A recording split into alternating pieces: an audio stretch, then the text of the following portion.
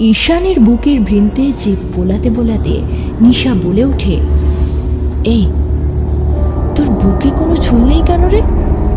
শুনেছি এরকম লোকজন ভারী নিষ্ঠুর হয়, নিয়মিত শেভ করতে পারিস না? তাহলে হয়তো। আর তাছাড়া পুরুষের লোমশ বুক মেয়েদের ভারী পছন্দের, জানিস না? প্রায় অন্ধকার ঘরটাতে শুধু বিছানার পাশের সাইড টেবিলে স্লিপ মোডে থাকা নিশার ল্যাপটপের নীল আলোটা জেগে আছে। জানালায় ভারী পর্দা বাইরের পূর্ণিমার রূপলি আলোকে নো এন্ট্রি সাইনে আটকে রেখেছে। হঠাৎ ঈশানের নিরাবরণ দেহ থেকে নিজেকে বিচ্ছিন্ন করে উঠে দাঁড়ায় নিশা। এই, তুই সেদিন ফোনে বলছিলি না আমাকে দেখলেই কামড়াতে ইচ্ছে করে তোর? তা কোথায় কোথায় কামড়াতে ইচ্ছে করে রে? নিশার চোখে মুখে দুষ্টুমির ঝিলিক। নিশার হাত এখন নিজের গলায়। এখানে হাত ক্রমশ নিচে নেমে আসে, সুগঠিত স্তনের বৃন্ত নুড়ি পাথরের মতো কঠিন।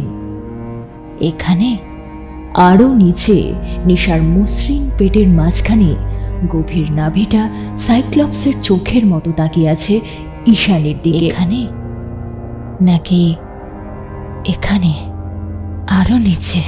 ঈশানের গলা থেকে একটা ফ্যাস ফ্যাসে আওয়াজ বেরোয়। উফ নিশা, আমাকে এভাবে সিডিউস করিস না, সামলাতে পারবো না, একটা কেলেঙ্কারি হয়ে যাবে।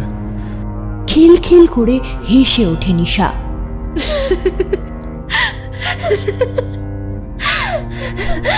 তো তো কি কেলেঙ্কারি হবে মিস্টার রয় চৌধুরী?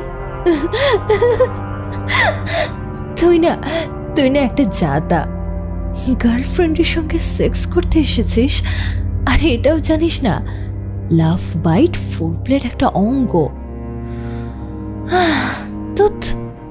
ঈশান বিছানা ছেড়ে উঠে দাঁড়ায়। ঘরের মায়াবী নীল আলো পিছলে যায় তার নিয়মিত জিম করা পেশিবহুল দেহ থেকে। নিশা, লাভ বাইট কাকে বলে আমি জানি, কিন্তু আমি যে কামড়ের কথা বলছি সেটা। কথা শেষ হয় না, নিশা হিসিয়ে ওঠে। কি বলতে চাইছিস পরিষ্কার করে বল, হেয়ালি করিস না। ঈশান ডান হাতের তর্জনীর পাশে আয়নার দিকে পয়েন্ট করে। আয়নায় দেখ নিশা, কি দেখছিস?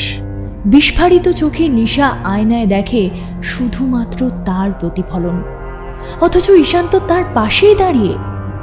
তাহলে কি